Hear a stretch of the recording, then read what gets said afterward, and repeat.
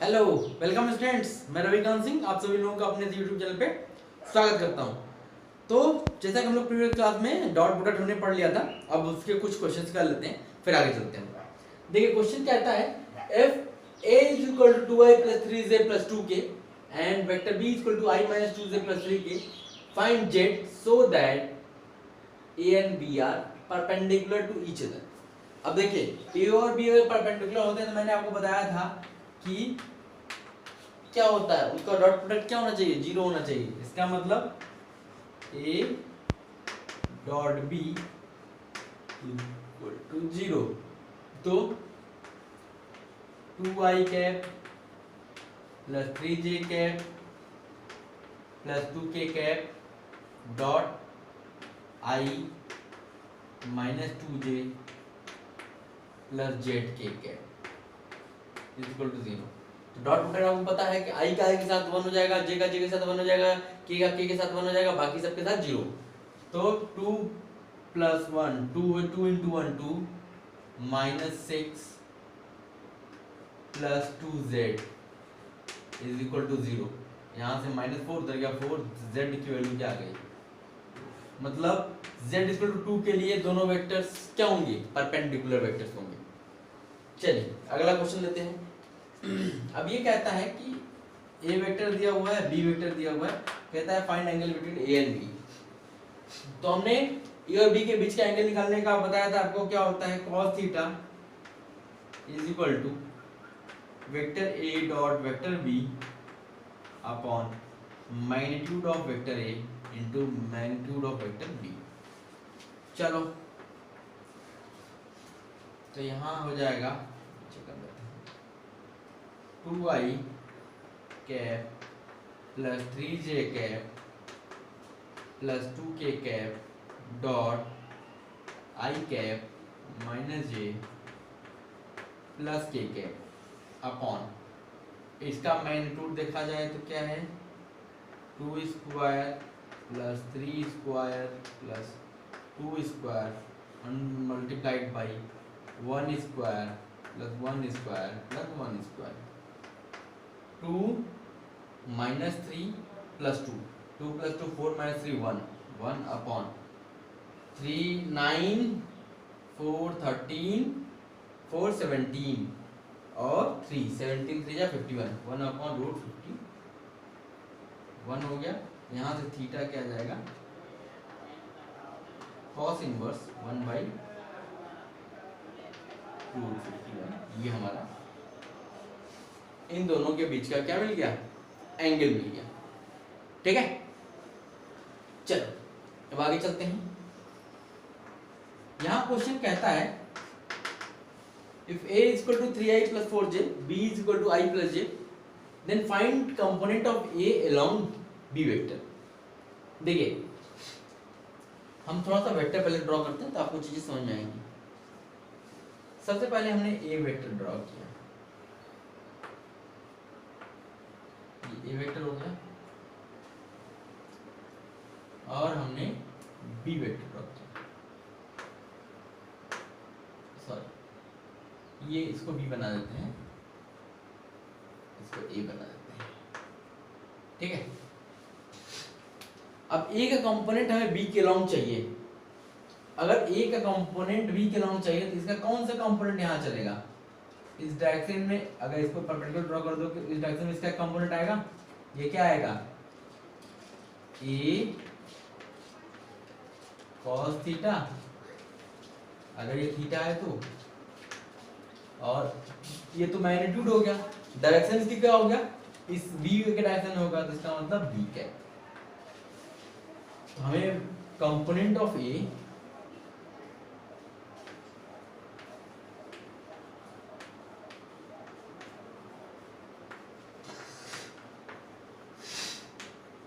along b vector, ये क्या हो गया magnitude of a cos theta into unit vector b के।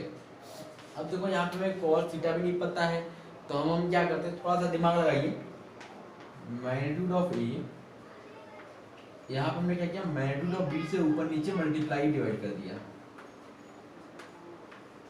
cos theta into unit vector B को लिख दिया B vector upon magnitude of B vector.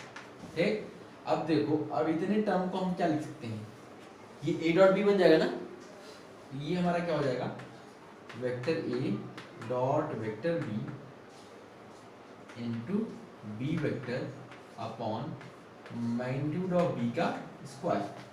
चलो अब ए डॉट बी डायरेक्ट लिख लेते हैं, 3 इंटू 1 3 प्लस 4, 3 प्लस 4 क्या हो गया 7, और बी वेक्टर क्या दिया हुआ है I plus J upon B magnitude of B का स्क्वायर अंडर रूट 2 का स्क्वायर। इसका मतलब ये हो गया 7/2 I cap plus J cap. यही हमारा वेक्टर ए का कंपोनेंट बी के लॉन्ग। ठीक है, अब नोट कीजिए इसको, फिर आगे चलते हैं।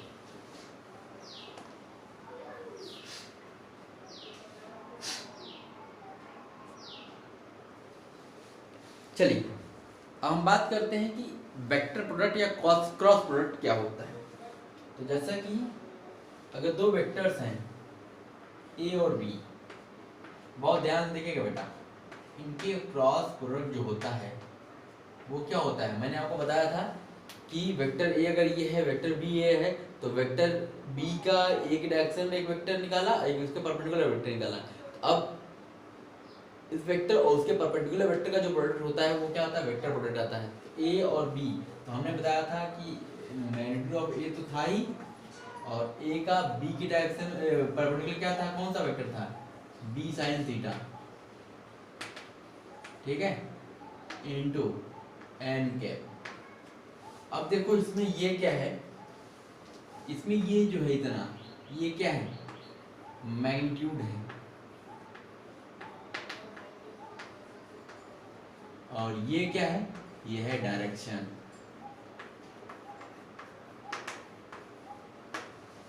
ठीक है, अब देखो इसको थोड़ा सा समझते हैं। जैसे मान लिया ये हमारा वेक्टर ए था, ठीक,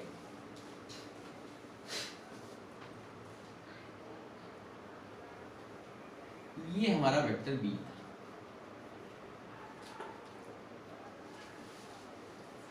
ठीक है, अब हम क्या चाहते हैं, हम चाहते हैं कि इनका क्रॉस प्रोडक्ट निकालना है। तो देखो हम क्या करेंगे, इस वेक्टर बी का दो कंपोनेंट निकालेंगे, एक इस डायरेक्शन में कंपोनेंट निकाला, तो ये क्या आ गया, magnitude of B cos theta, अगर ये थीटा है तो, और इसका इसके परपेंडिकुलर एक कंपोनेंट निकाला, magnitude of B sine theta. ठीक, तो यही हमने बोला था कि क्या करना है कि ए वेक्टर और इसके बी का परपेंडिकुलर कंपोनेंट जो है, इन दोनों का प्रोडक्ट हमको क्या देगा, वेक्टर प्रोडक्ट देगा। अब ये तो मिल गया vector A into magnitude of B, magnitude of A into magnitude of B sine theta, ये तो हो गया मैग्नीट्यूड का। अब हम डायरेक्शन कैसे निकालेंगे। अब देखो डायरेक्शन निकालने के लिए हमें क्या करना पड़ेगा, हमने बताया था आपको, राइट हैंड थंब रूल बताया था ना। देखो हमें ए से किधर जाना है, बी की तरफ जाना है, तो छोटा जो एंगल होगा ये एंगल, और एक ये एंगल बन रहा है, छोटा एंगल जो बना है वही लेंगे। हम क्या करते हैं, ए के डायरेक्शन में अपनी उंगली रखते हैं और बी की तरफ कर्ल करते हैं, ए से बी की तरफ कर्ल करते हैं, तो जो अंगूठा होता है जिधर, वो हमारी उस दोनों के वेक्टर प्रोडक्ट का डायरेक्शन होगी। इसका मतलब ए ये है, बी ये है, इसकी तरफ रोल किया, हमारा अंगूठा किधर है, आउटवर्ड डायरेक्शन में, इसलिए इनका जो डायरेक्शन होगा वो क्या होगा, आउटवर्ड डायरेक्शन। अब उसको रिप्रेजेंट करने का क्या तरीका है कि इनका जो क्रॉस प्रोडक्ट आएगा उसका डायरेक्शन क्या होगा, आउटवर्ड, बाहर की तरफ होगा। ऐसे अगर मान लिया हमसे बी क्रॉस ए बोला होता कि बी क्रॉस ए हो रही है, बी क्रॉस ए का मैग्नीट्यूड निकाल लेंगे, डायरेक्शन निकालने के लिए फिर वही काम करेंगे, बी से ए के डायरेक्शन में कर्ल करेंगे फिंगर्स को, तो जिस डायरेक्शन में अंगूठा होगा, अंगूठा क्या है, अंदर की तरफ है, तो हमारा डायरेक्शन क्या होता है, फिर अंदर की तरफ हो जाता है। ठीक है, तो ये इससे हम लोग राइट हैंड रूल से हम लोग थंब रूल से हम लोग उसका डायरेक्शन फाइंड आउट कर सकते हैं। ठीक, अब बात कर लेते हैं थोड़ा सा कि ए क्रॉस बी जो होता है हमारा vector A cross vector B is equal to, देखो ये क्या होगा, ये होगा 0 कब, जब थीटा हमारा क्या होगा 0, क्योंकि साइन 0 की वैल्यू क्या होती है 0 होती है। ठीक, इसकी वैल्यू होगी magnitude of A into magnitude of B, कब, जब हमारा थीटा कितना होगा 90 डिग्री, क्योंकि साइन 90 की वैल्यू क्या होती है 1 होती है, और इसकी वैल्यू अगेन 0 होगी कब, जब थीटा हमारा 180 डिग्री। ठीक है, और थीटा अगर 0 से बड़ा है और 90 से छोटा है तो हमारा ये क्या होगा हमेशा पॉजिटिव। अब यहाँ पे देखिए कि हमारा जो ए क्रॉस बी है वो दो जगह पे 0 हो रहा है, एक तो थीटा इक्वल टू 0 पे, एक थीटा इक्वल टू 180 डिग्री पे। इसका मतलब ये दो जगह 0 होने का मतलब हो गया, दो जगह 0 किस कंडीशन में हो रहा है, एक तो जब थीटा 0 है इसका मतलब दोनों वेक्टर्स पैरेलल हैं, और जब थीटा 180 है इसका मतलब दोनों वेक्टर्स क्या है एंटी पैरेलल है। तो इसका मतलब ये क्रॉस प्रोडक्ट को हम लोग यूज कर सकते हैं, cross product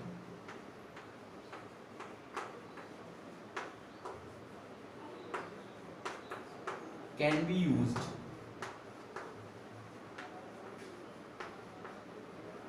for a test of collinear condition।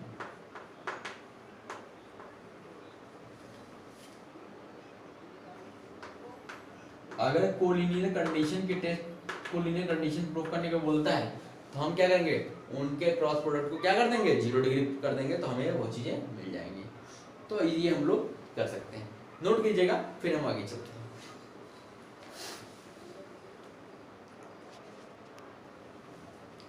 चलिए हम बात करते हैं जो हमारा क्रॉस प्रोडक्ट होता है ये कॉम्यूटेटिव नहीं होता है, इसका मतलब हो गया A cross B does not equal to B cross A. तो क्या होता है, अगर ये इक्वल नहीं होता तो क्या होता है, ए क्रॉस बी जो होता है हमारा minus times B cross A के इक्वल होता है। ठीक है, जैसे डॉट प्रोडक्ट में था A dot B dot A equal आ जाता है, लेकिन क्रॉस प्रोडक्ट में ऐसा नहीं होता है।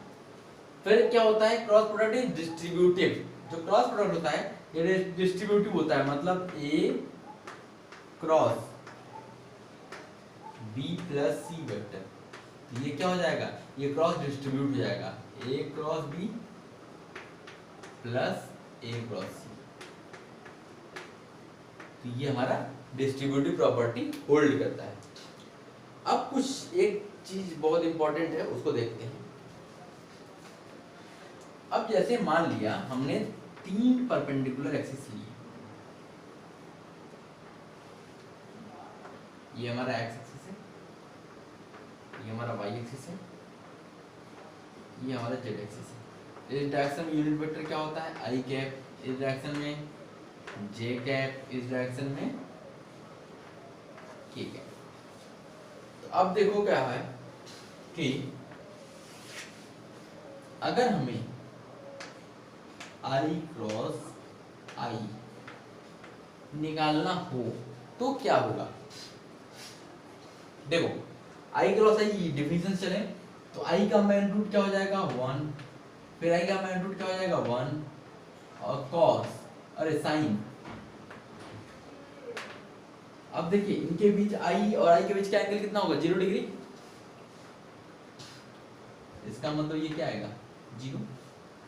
तो यहां से एक चीज हमें मिली कि I cross I is equal to J cross J is equal to K cross K, इसकी वैल्यू क्या होती है 0।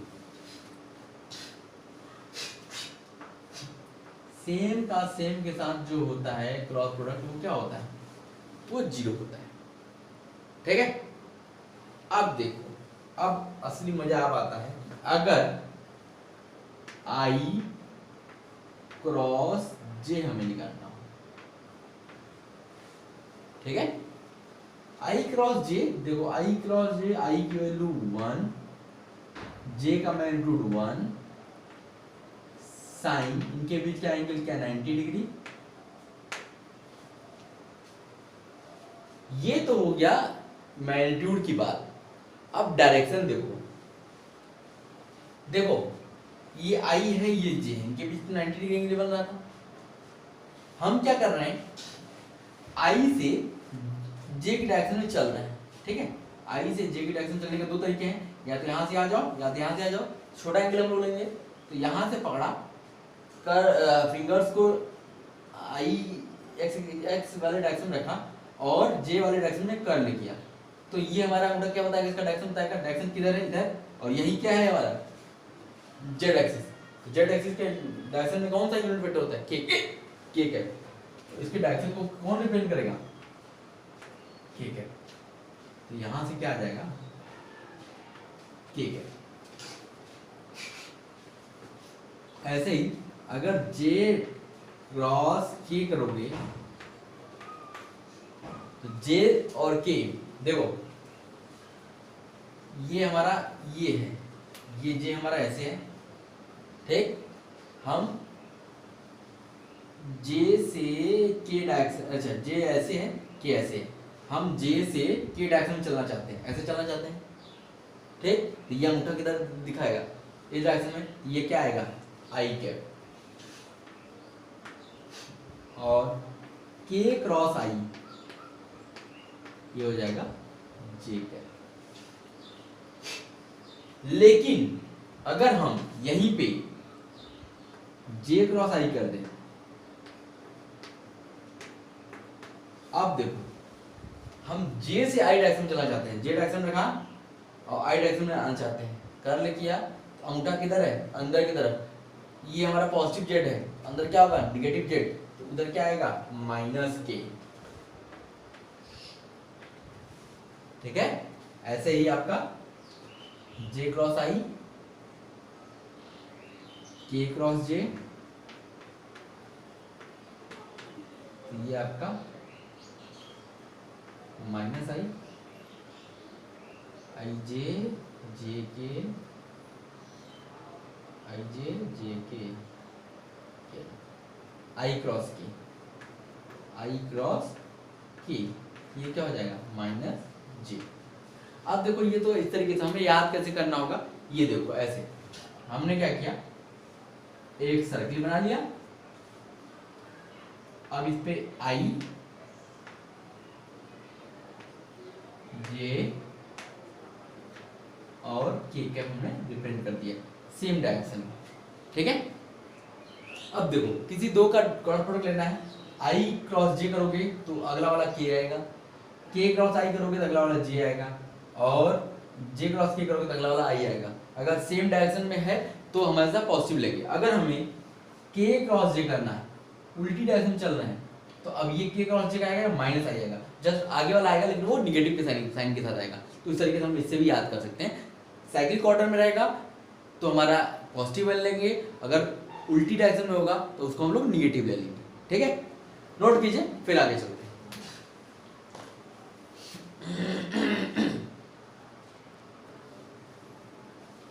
अब देखिए, जैसे मान लिया हमारे पास एक वेक्टर ए दिया हुआ है, ax i cap, ay j cap, az k, और वेक्टर b दिया हुआ है bx i cap, by j cap, bz k। हमें कहता है यहाँ पे a क्रॉस b निकालिए। देखिए अब a क्रॉस b कैसे निकलता है ये देखिएगा। अब a क्रॉस b निकालने का तरीका एक तो वही है, सीधे क्रॉस मल्टीप्लिकेशन करो, मतलब ऐसे करो, दोनों सामने लिख लो, ax का i के साथ, i का i के साथ 0 हो जाएगा, i का j के साथ k आएगा, i का k के साथ फिर k, i का k के साथ माइनस j आएगा। इस तरीके से तो हम उसको अल्टरनेटिव अप्रोच बताते हैं जो काफी इजी है। इसमें क्या कीजिए कि आप i j k लिख लिया। आप a के कोफिशिएंट्स और b के कोफिशिएंट्स यहाँ लिख लो। ये हो जाएगा ax, ay, az, bx, by, bz। ये हमने लिख लिया क्योंकि हम लोग मैट्रिक्स डिटरमिनेंट पढ़ते हैं इसलिए इसका ज़्यादा यूज होगा, तो इससे आपको इजी हो जाएगा। अब जैसे डिटरमिनेंट सॉल्व करने का तरीका क्या होता है, हम i लेंगे, i वाले रो कॉलम बंद कर दिया तो बचा क्या, ay bz minus az by। इसको लिख लिया ay bz minus az by। ठीक, अब अगला क्या आता है माइनस j, तो माइनस j लेंगे, इस रो इस कॉलम बंद कर दिया तो ax bz minus bx az, ax bz minus bx az plus k cap लिया, इस रो इस कॉलम बंद कर दिया तो ax by minus ay bx। ये हमारा क्या आ गया, इसका क्रॉस प्रोडक्ट आ गया। अब जैसे एक छोटा सा क्वेश्चन लेते हैं तो आपको चीजें क्लियर हो जाएंगी। जैसे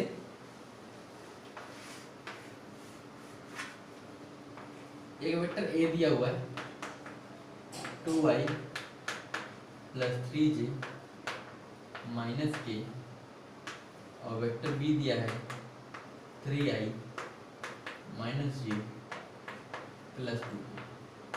हम इसका a क्रॉस b निकालना चाहते हैं। चलो a क्रॉस b निकालना चाहते हैं तो लिखा मैंने, इसको डिटरमिनेंट फॉर्म में चेंज किया, i j k हो गया 2 3 माइनस 1 3 माइनस 1 2। तरीका वही, i पहले किया, बंद किया row column 3 2 6 minus 1 minus j 2 2 4 plus 3 plus k minus 2 minus 9। Simplify किया, ये हो गया 5i cap minus 7j cap minus 11। तो ये हमारा a क्रॉस b हमको मिल गया। ठीक है, नोट करिएगा। आज हमारा ये चैप्टर यहीं पे कंप्लीट हो गया, लेकिन अभी हम 1-2 क्लास हमारी और लगी, हम कुछ क्वेश्चन सॉल्व कराएंगे ताकि जो भी हम चीजें पढ़े हैं उसका कॉन्सेप्ट हमारा क्लियर हो जाए। ठीक है, आज के लिए बस इतना ही। 1 से 2 क्लास ज़्यादा और ज़्यादा लगेगा तो हम लोग 2 क्लास में इसको कंप्लीट करते हैं, फिर आगे चलते हैं। Okay, thank you.